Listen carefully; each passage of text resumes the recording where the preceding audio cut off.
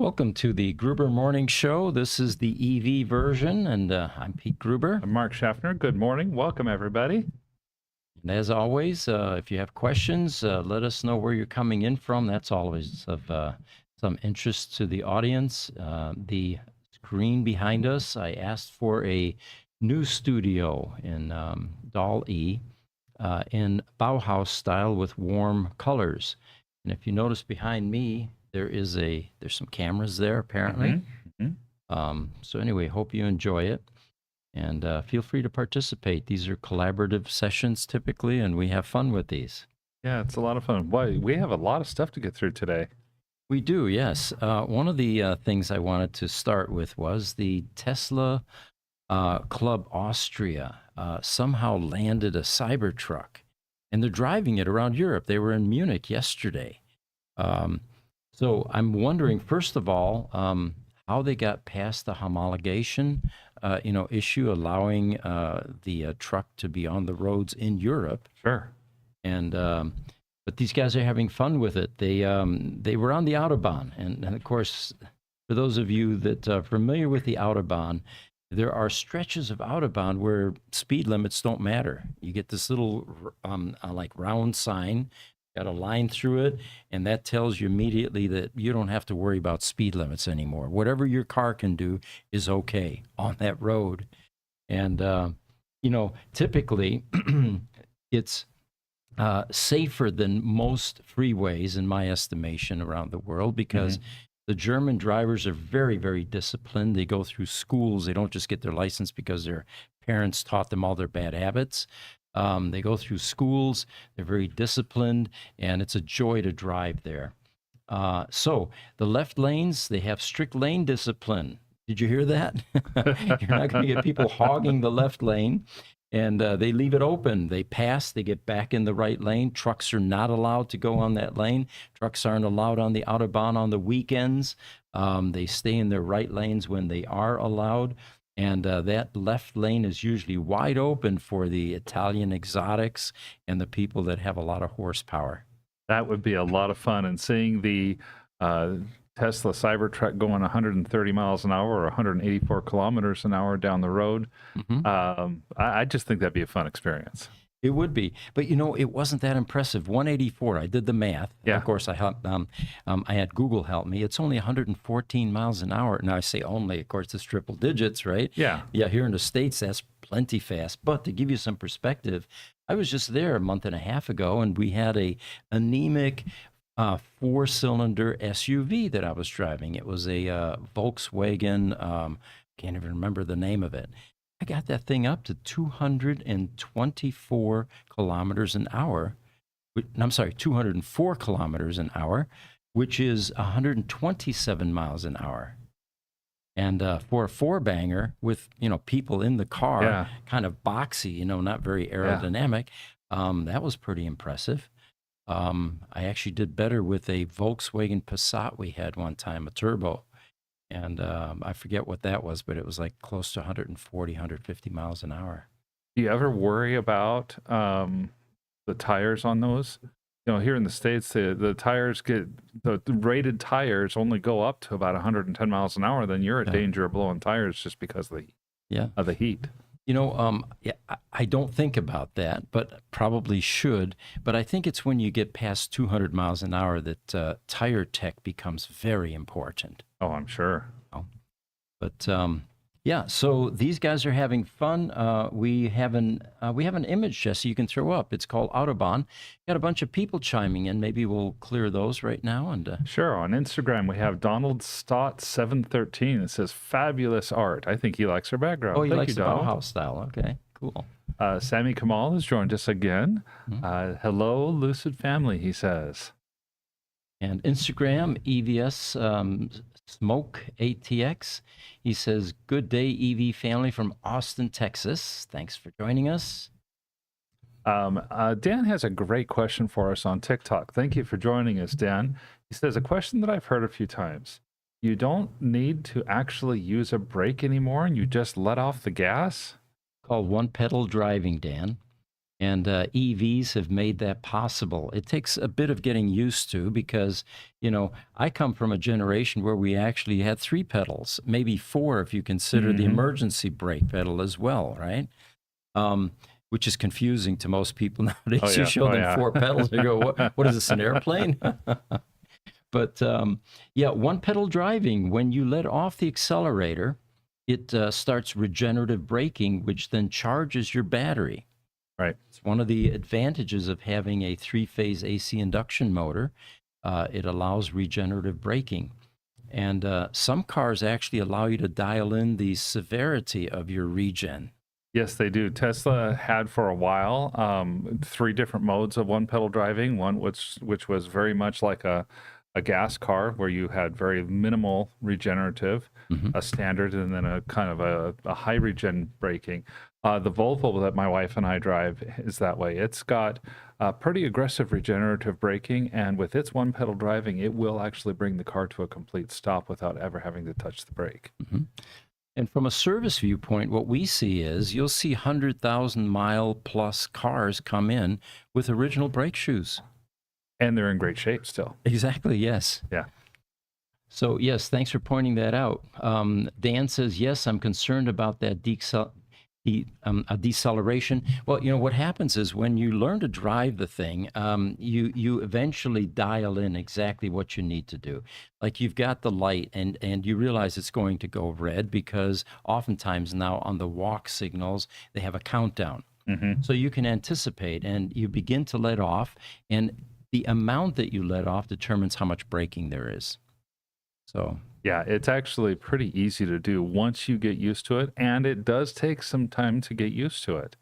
But once you get used to it, it becomes as natural as driving with 2 pedals. mm-hmm. And the biggest change that I found after my one pedal driving experience was getting back into my '96 Chevy pickup truck, letting off the gas, and wondering why I'm still going so fast. Tell me about it. Yeah. When I drive ICE cars as well, which is extremely rare these days, but yeah, you're not prepared for the fact that you're still hurtling down the road without any Yeah, degradation in speed. it's a different thing to get used to. Yeah. You can still one pedal drive though. I do it with my diesel a lot.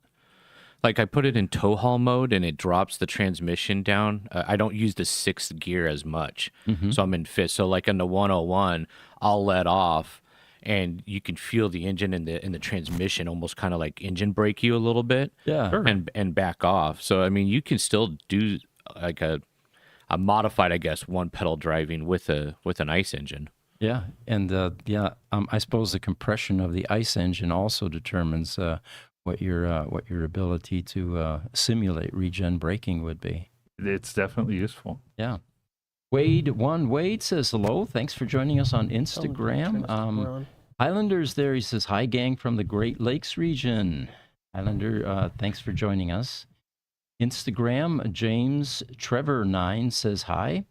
And then Dan says, from TikTok, you still got pretty much bad drivers out there, and it will slam on their brakes. Yeah, that. Oh yeah, and that's why you still have brakes on your EV, because you get the bad drivers, or sometimes you are the bad driver, and you have to slam on your brakes. All right, so we got another image here. This is called Rivian in water, and I didn't realize this, but Mark and I were talking before the session, and it turns out that Rivian actually has a spec as to how deep the water is that you can go through with a Rivian R1T. Yeah, and that guy, I mean, that guy looks happy. Yeah. And but the spec is a Rivian, as long as the Rivian's not in water that's more than 43 inches deep, it's cool. Mm-hmm. Okay. And that's almost up to the door handles, and the Rivian it'll just keep going. There must be design improvements, because Tesla back in the day, when the Model S was first coming out, we bought a flood-damaged Tesla Model S out of Ohio. And typically, once we got the cars, we would hack into the MCU and we would try to get the original owner information and then get a backstory. How deep was the water? What kind of water? Was it salt water, brackish water, whatever, storm surge? Well, the story that I got on this one was that this guy's wife was driving home one day with her Tesla Model S, and there was a flash flood, nothing major going across the road. And she thought, well, I should be able to get through that. Well, it turns out it was a little deeper than she thought, and some of the water for a few seconds splashed up over the hood and got into the windshield cowl, Okay. flooded down into there. Well, on a Tesla Model S, there's a fuse block that is directly underneath that, has some relays and fuses. It's about 12 to 14 inches long, and it's almost underneath, directly underneath that cowl. Right. Well, the water must have got in there, confused some of the CAN bus signals, shut down the car. And this was during the time when insurance companies really knew nothing about electric vehicles. And because it had been dead, and from this flood, they decided, oh, flood damage, it's going to be a major repair. We're totaling this car, and it got sold at auction. Of course, for us, it was basically drying up the fuse panel and, putting the car back into play. Well, if I remember right, this is the car that the fuse panel drove up as the tow truck drove it through the desert. So we started the car up and pulled it off the trailer. It dried up enough, yes. But you can tell they must have made design improvements because sensitive parts like that are probably no longer low or are sealed properly. This guy obviously can't get out of the car at this point in time. Right, Otherwise, he's going to right. have a cabin full of water. But the reason this works, for those of you that don't know much about cars, is in an ICE engine, you actually have continuous air intake taking place because you're mixing air with gasoline vapor to create combustion. So you have this massive vacuum that is going through your either carburetor or fuel injector or the intake port. Mm-hmm. Well, if you're trying to go through water like this, you're going to be sucking water in that engine, and now you're in a world of hurt because instead of compressing air, you're compressing water. And guess what? Water does not compress. It actually damages the metal, the hardware, the pistons, the rods that connect the pistons. So that's why EVs are starting to look more like part-time boats. Because sealed properly, they could conceivably, be exposed to water without damage. Absolutely. Rivian's not the only car that has what I would think of as remarkably high specifications for affordability or weight depth is what the term is. Mm-hmm. So Rivian's 43 inches. The Cybertruck is 32 inches. Mm-hmm. That's taller than this table. Right. And so but you think about it, you're right. The battery, the drive unit is typically sealed, so it's protected against water. The battery itself, which is going to be underneath the car, will also be sealed and water resistant. All you have to do is make sure that your doors or other ingress into the cab is sealed for water resistance, and you're good to go. Mm-hmm. Yeah, roll the windows up. Yeah. Another interesting development here. We, of course, had a near or an assassination attempt with a presidential hopeful, and which created a whole host of news. But the interesting thing for us in the EV world was it looks like Elon was pretty impressed with Trump at this point. And actually, I remember a tweet that happened within 10, 15 minutes of this event, and it was being scrolled on news. And I watched a tweet from Elon that basically said, we haven't had a president this tough since Teddy Roosevelt. And there's another news headline that occurred the next day, which is that Elon Musk says he'll pledge $45 million a month to pro-Trump super PAC. Tell us about PAC for a moment. Well, a PAC is a political action committee. Back in the day, go back a couple generations, and people or corporations would give money directly to candidates, and the candidates would use that money to help themselves get elected. Campaign finance laws that have taken place in the last 30 years have largely restricted the amount of money that a candidate can accept personally. So what has happened is that these committees, they're independent from the candidates. They say that we stand for conservative values or we stand for progressive values. Really what they are is a front for the candidate. But they're legal.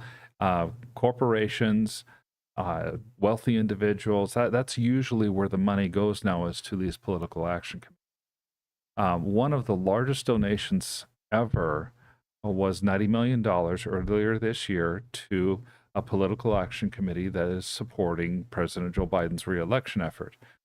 Shortly after that, there was a $50 million donation, again, one of the largest ever. Elon Musk's donations, if he does go through with the $45 million a month through the rest of the election cycle, will be easily the largest donation to a presidential candidate's campaign fund through the political action committee process that's ever happened. That itself is pretty impressive. Mm-hmm. That is definitely another thing that has helped to really scramble up the presidential race in 2024. Mm-hmm. Okay. They were saying that there are other PAC backers, including Joe Lonsdale, the co-founder of Palantir Technologies, Joe Kraft, CEO of a coal company, and the entrepreneurial Winklevoss twins. I don't know that. I don't know them. I don't know them. You might know them know indirectly. They are the twins that Mark Zuckerberg stole the idea for Facebook from. Oh, The Winklevoss twins. Okay. All right. Are those the twins that have gone through the extensive body modifications? Ooh, I don't know that part. Possibly, I don't know. But they're very famous angel investors, VCs. They have been involved in a lot of major tech companies since Facebook in 2005, I think, is when they started it. Mm-hmm. Body modification. I think that's the Kardashians, right? Okay. Definitely the Jenners. I think that's them. No, this is. I don't think this is them. I'm looking at some pictures. That's Winklevoss twins. Well, anyway, there you have it. It looks like Elon is warming up to the Trump campaign at this point, and this is a recent development because prior to that, I'm not sure that he was publicly, at least, preferring either of the candidates. yeah. I don't see that he was either. Although he's had a good relationship with Donald Trump for at least several months, if not a number of years. But he has not come out openly in support of either candidate. And in fact, earlier this year, when asked, he refused to endorse one candidate over the other. Mm-hmm. Well, he's had a beef between both of them at one point or another, between the two candidates. I think it was back in 2020 or 2021 that I think it was when Trump got kicked off of X and started his True Social. And he started saying that that Elon Musk visited him at the White House and begged for incentive monies for vehicles that have no range, rockets that don't go anywhere, and for driverless cars that crash all the time. Is what he was stated. And then Elon responded with laugh out loud, and in the Homer Simpson old man grandpa like yelling at the clouds or something with that. So they had like a little beef for a little bit there. And then of course we all know about the beef between him and Biden not recognizing Tesla. So Very true. Very yes. true. Very So things true. are Thank you. changing. So the political landscape is changing. It looks like in Australia, there was a proof of concept event, which we found interesting being in the electric vehicle world. They found that electric vehicles can feed power into the electricity grid, and it happens for the first time in Australia during a power outage. This is a world-class event, they say, in Canberra, and it supplied power back to the grid during a major storm. It wasn't a lot. 16 vehicles provided 107 kilowatts of electricity and support, but showing their potential as an emergency power source. Now, what we're talking about here is a UPS capability, which of course is part of the business that Yes. we're in the vehicles that are stored in people's garages or wherever. I thought this was really impressive as well. It's a proof of concept. The basic details is in February in Canberra, a storm knocked down a power line, knocked out power to about 500,000 people. So it was a big event. These cars were already plugged in, and they simply started feeding electricity, excess electricity from their batteries back onto the grid. Great. It proves the concept, and people need to start rethinking what all the capabilities these electric cars really have and the kind of things that they'll be able to do. Sure. And the major concern over will the power grid be able to accommodate this proliferation of electric vehicles? Well, if the EVs are part of the storage system, then that kind of answers itself.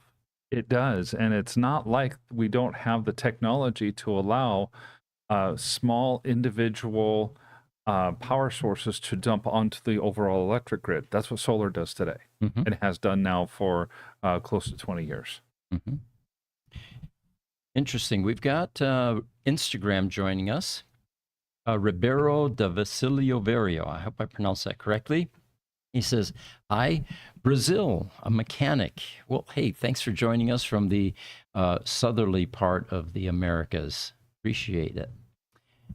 TikTok Dan says, "Could you just bring your own charging cable?" Well, Probably could. yeah. Because if the vehicle has vehicle to grid charging capabilities, a lot of times it's little more than the vehicle being able to communicate that I need to send power out. Mm-hmm. Probably could. You know, one of the most recent, paradigm shifts in how this whole grid system is changing was it was an event in Atlantic City where some Teslas showed up. And there were also some other EVs. There was a Lucid, there were some Rivians. But what was really a cool image was one of the owners, who happens to own both a Lucid and a Tesla Roadster, one of our customers actually. Oh yeah, I remember seeing that. Was realizing that her Roadster wasn't going to make it back home with enough mileage, and she ended up charging her Roadster from her Lucid sedan. And there's a picture there with a charge cable connected between them, and basically there was an umbilical cord that was giving the needed energy to that Tesla Roadster. Yes, it's so much easier to do that than it used to be to siphon gas from one car to put it into another. Yeah, that would be the old traditional way of doing it. Yeah. Mreza 5959 on Instagram says perhaps they had solar inverters. Mhm. Well, with the car going to the grid, the inverter is in the car. Yeah. You're right, though. Solar generates direct current electricity. It gets inverted into alternating current and puts on the grid. TikTok. Dan says, "Hearing so much about people stealing charging cables because of the copper. We've been the victim of that ourselves. We have Yes, we charging have. stations here, and they cut off 4 of our charging cables, J1772. They got probably $18 worth of copper and destroyed our charging stations for some time." Yeah. It is definitely a risk that you have anytime you expose copper out there and unattended. It's been so bad here. We actually have video of a pickup truck pulling up in front of our main building, and we have a backflow valve, which typically the city requires you to have, so you're not sending water from your building back through the municipal water supply. It's at night. He took a chain, hooked it around a piece of copper about this large with the brass valve, and yanked out as much as he could and drove off. And again, got $20-$30 worth of copper, and cost us thousands of dollars to restore that capability. Yes, it did. Yes, it did. People will do dumb things. On Facebook, Robert North says, wouldn't you have diodes in the charger that prevent backfeeding voltage to the grid? Not to mention converting it back to AC? You could do that with diodes, yes. And, the V to G is most likely bypassing any diodes, or, there's some electronics that allow that to occur. Yeah, and the converting it back to AC, again, becomes part of the inverter process inside the car. When you have V to G capabilities, the car is converting the electricity back to AC and then feeding it back to the grid. Correct. All right. Instagram, Vinaswamy Das says, "Hi, thanks for joining us." Someone from YouTube as well. "The problem is so little copper in the charging cables." Yes, it's a problem Thank you, for Highlander. the That's thieves. very, definitely. very true. Yeah, very much so. All right. Apparently, Lucid is having an issue and did a recall for 5,200 electric vehicles. And the symptom is that the vehicles lose power while they're driving. Well, one of the rumors that we had heard is that because of the stalk arrangement on the steering column, and if it starts to rain, sometimes people mistakenly think they're turning on their windshield wipers and throw the Lucid into neutral. And of course, that would be simulating loss of power. But this particular one apparently is more than that because there are 5,200 vehicles affected. And what makes it so unusual is that, like most EVs now, some of these recalls can be done over the air, OTA as they call it. And that's what they're going to do with this recall, which of course saves an enormous amount of money when you consider that the old way of handling recalls was every single vehicle had to drive to a service center, a dealer, and then they might have a loaner or not. And you had downtime, you had labor involved, and it was a very costly proposition to handle recalls, especially if they were extensive. I figured that there must be some sort of legal precedent where the manufacturer has to announce that this is a recall. Mhm. Otherwise, just push your OTA update out to the cars and you're done. Yeah, good point. NHTSA probably requires that. I'm thinking that's what's happening because it's 5,211 cars. That's most Lucids on the road today. Yeah, good point. I didn't even think about that. Yeah. And but you're right. A simple software update for a recall. Encourage everybody to do the recall now. When I go to hit my windshield wiper and I'm putting my car in neutral instead, it won't do it maybe. Mm-hmm. Speaking of Lucid, apparently they're expanding a Saudi plant with 7 to 8 new buildings under construction. And what's interesting about this was that, of course, a portion of ownership, actually majority ownership, in Lucid is from the Saudi PIF fund. Yes. And you had mentioned that their original goal was to be to have a presence in Saudi Arabia. Yeah, when Lucid announced that they were going to create the AMP2 manufacturing facility, their announcement included the ability to manufacture up to 50,000 cars a year out of Saudi Arabia, and those cars would be both for use in the kingdom and to export from there to places nearby, Middle East, Southern Europe, Asia, Africa, places like that. So I see this as simply Lucid is following through with the capital investment plans that they were talking about a few years back. I also think it's notable that Lucid is of the prime startup EV companies, and that's kind of just Lucid and Rivian. They're not holding back on any plans to position the company for future growth. Mm-hmm. Correct. Yeah. I personally, I happen to like that idea. Rivian had to kind of pull in their horns a little bit, had to postpone the $3 billion plant they were going to build in Georgia, kind of do some pretty dramatic cost cutting because they were in danger of running out of cash. Lucid does not seem to be acting as though they're just about going to run out of cash.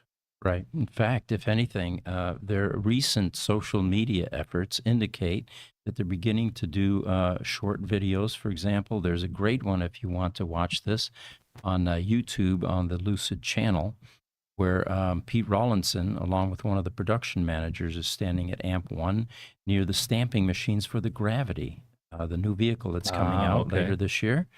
And yeah, they're beginning to ramp up the stock. Over $4 here just, I think, a couple days ago or so. Yeah, I was watching that. Of course, you're a shareholder. I was watching that I would go. expect nothing less, Jesse. Yeah, the other thing, too, we're going to have to watch on Rivian. Like you said, they were running out of cash, but they just got essentially bought out by VW. They got $1 billion now and, $4 billion over the next 5 years or something. Yeah. These are the companies that are being positioned, and it looks like they're going to make it. And speaking of share prices increasing, I was enjoying the Tesla, increase in share price, and it had a lot to do with the Robotaxi announcement August 8th, which of Yes. course is not going to happen now. But the only thing that we're hearing so far is that yeah, my mouse quit working on this one as well. All right, see if I can down arrow. Nope, I'm dead in the water.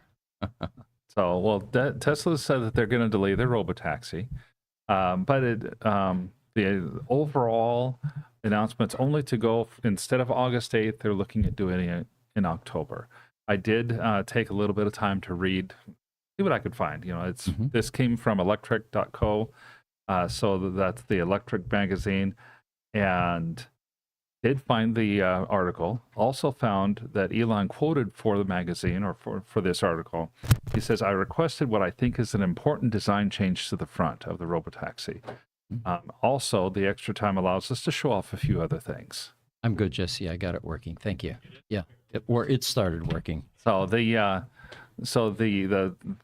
idea is that Elon is invested in this very much. Mm-hmm. And if he's actually coming in to put the brakes on something because there's something that he saw, you remember when he did that with the Cybertruck? I do, yes. And in fact, we were talking about that just before the session, that this isn't the first time that Elon has stepped in and said, no, I'm not happy with the quality. I'm not happy with the fit and finish. I'm not happy with something, even though there was a release about to be happening. Yeah. And I respect that much more than I do putting a product out there that, is second best. Yeah. I personally, I would spin this or take this as this is a good news thing. Elon's invested. He's personally overseeing it now, taking a look. He's going to make sure that they get it right. Mm-hmm. And if it means it gets delayed by a couple of months, so what? It gets delayed by a couple of months. He's still going to make sure that the product that goes out is as good as it can possibly be. Agreed. Well, we've come up to our half hour. We do have one final question here. TikTok, Maurizio Diaz says, well, hello, remember me? I moved to Germany on a military assignment. I took my Model Y and had asked a question about connectivity and European maps. Tesla would not help. Found someone in another country who changed the maps to Europe, resolved connectivity by adding a physical SIM. Charging is also done through the CCS2 to get an adapter, as the Tesla superchargers do not support U.S. Tesla cars. So it sounds like, Maurizio, you've got a problem, or you've solved the problem then. And it looks like it was an independent in Europe that was able to help you with that. Yeah, I'm appreciate that you giving us that particular update. Very interesting to see that he had to go to a CCS2 adapter on public charging and not able to use the Tesla superchargers in Europe. That's kind of sad. I'm not happy to hear that. Mm-hmm. So in about half an hour here at 11 o'clock, we're going to shift over to the Tesla Roadster podcast. And for those of you that are interested in getting some Roadster news, that would be one to watch. It'll be at 11 a.m. Mountain Standard Time. And we will be covering a number of topics. One of them is 16-year-old battery packs in the Tesla Roadster that they're still running. And what are we seeing? And there's an aberration that we're going to talk about, not indicative of the end-of-life phase, which we expect. Then there are a lot of Roadsters for sale. We'll talk about some of the cars that are at auction that have finished, and some that are still live, and some of the ones that are on our Roadster matchmaking site, what the reasons for selling are, and what kind of prices they're fetching these days. Sounds good. Look forward to seeing everybody in a half hour.